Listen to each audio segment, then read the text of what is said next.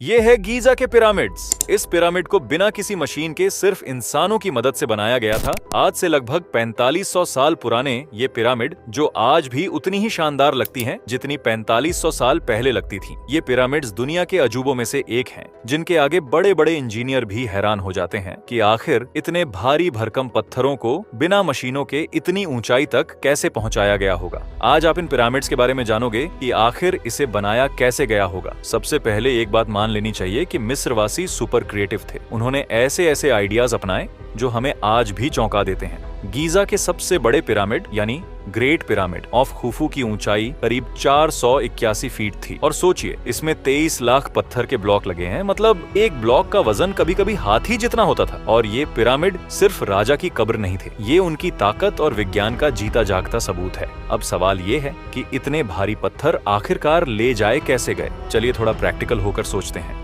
माना जाता है कि मिस्र वासियों ने लकड़ी की स्लेज का इस्तेमाल किया। ये स्लेज भारी पत्थरों को खींचने के लिए होती थी और एक ट्रिकी तरीका उन्होंने अपनाया। जैसे वो रेगिस्तान की रेत को गीला कर देते थे, जिससे रेत की रगड़ कम हो जाती थी और पत्थर को खींचना आसान हो जाता था।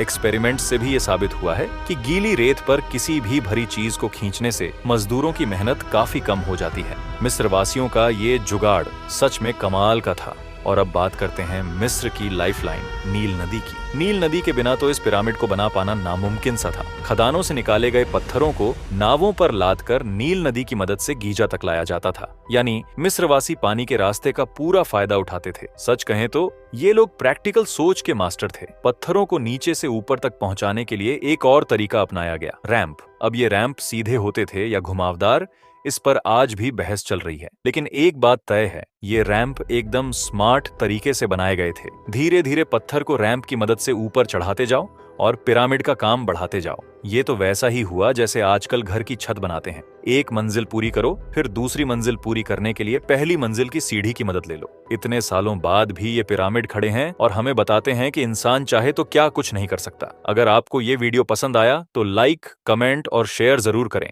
और हाँ, हमारे चैनल को सब्सक्राइब करना ना भूलें। बाय।